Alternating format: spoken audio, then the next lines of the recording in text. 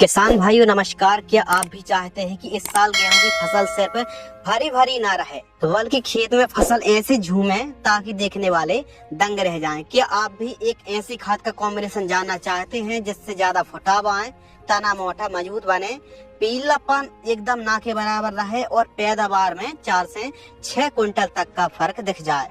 तो वीडियो को बिना स्किप किए आखिरी तक देखना, क्योंकि आज हम आपके लिए लेकर के आए हैं गेहूं की फसल के लिए सेकंड खाद और बेस्ट कॉम्बिनेशन, जो जिसे अगर सही तरीके से दिया जाए तो फसल की जो ग्रोथ है वो 5वें गियर में चलने वाली है। आज हम आपको गेहूं की फसल पर 1 एकड़ फसल पर सिंचाई के साथ डलने वाली परफेक्ट डोज के बारे में बताने वाले हैं। एक ऐसा कॉम्बिनेशन जो कम खर्च पर ज्यादा फायदा देगा और सबसे जरूरी बात, यह रिसर्च और किसानों के ग्राउंड रिजल्ट पर आधारित है। कब दें? सही समय, गेहूं बोने के 40 से 50 दिन के बीच यानी ट्रेलरिंग स्टेज पर। इस स्टेज पर पौधा फुटाव, जड़ें, तना और मजबूती बनाता है। अगर इसी समय सही खाद मिल जाए तो पूरी फसल का भविष्य बदल जाता है। डोज प्रति एकड़ सिंचाई के साथ आपको इस्तेमाल करना है। कौन कौन सी खाद लेना है? माइकोराइजा आपको लेना है 5 किलोग्राम के आसपास। यह है जड़ विकास में और मिट्टी में पड़े दूर दूर पोषक तत्व को खींचने की क्षमता को बढ़ाता है। माइकोराइजा एक फंगस है, मित्र फंगस है। आपको किसी भी कंपनी का 5 किलोग्राम माइकोराइजा लेना है। और इसके साथ आपको लेना है जिंक सल्फेट, जो 33% वाली जिंक सल्फेट आती है, जिसमें जिंक भी है और सल्फर भी है। सल्फर 15%, जिंक 33%, 5 केजी आपको लेना है जिंक सल्फेट। यही फुटाव में काफी अच्छा काम करती है। यूरिया खाद आपको लेना है 45 किलोग्राम के आसपास और पीआई की बायोबीटा ग्रेन्यूल सीवीड आपको लेना है 8 किलोग्राम से लेकर के 10 किलोग्राम। इन सबको सिंचाई के साथ खेत में आप 1 एकड़ में इस्तेमाल करेंगे और 4-6 दिनों बाद जो रिजल्ट है वो खुद बोलने वाले हैं। गेहूं की फसल पर इस दूसरी खाद, दूसरे कॉम्बिनेशन इस्तेमाल करने से क्या फायदे हैं, क्या महत्व है, आइए आसान भाषा में समझते हैं। माइकोराइजा यह जड़ों से दोस्ती करके मिट्टी में पोषक तत्व 40% तक उपलब्ध कराने में मदद करता है। जड़ें लंबी, चौड़ी, गहरी बनाता है और सूखे के प्रति, बीमारियों के प्रति काफी रेजिस्टेंस पावर क्रॉप को देता है। साथ ही माइकोराइजा ग्रोथ बढ़वार में, हरियाली में बेहतरीन काम करता है। हम जिंक सल्फेट भी ले रहे हैं। जिंक गेहूं के फुटाव में, पत्तियों की हरी भरी रंगत और दानों की भराई के लिए काफी जरूरी होता है। जिंक की कमी के कारण काफी पीलापन बना रहता है और फसल कमजोर काफी ज्यादा दिखती है। तो जिंक सल्फेट से टेलरिंग फुटाव की संख्या में भी काफी ज्यादा वृद्धि होती है। यूरिया नाइट्रोजन पौधे की ग्रोथ के लिए, पत्तियों को, तना को क्लोरोफिल बढ़ाने में काफी महत्वपूर्ण रोल निभाता है। सही मात्रा में यदि आप यूरिया खाद का इस्तेमाल करेंगे तो बढ़िया, तेज गति से, तीव्र गति से, रॉकेट की तरह फसल की ग्रोथ मिलने वाली है। सीवीड पीआई की बायोबीटा ले रहे हैं। यह है पौधे की ऊर्जा, तनाव सहन क्षमता को बढ़ाता है। हार्मोनल जो एक्टिविटी है ग्रोथ को बढ़ाता है और जड़ से लेकर के पत्तियों तक प्राकृतिक बूस्टर की तरह काम करता है।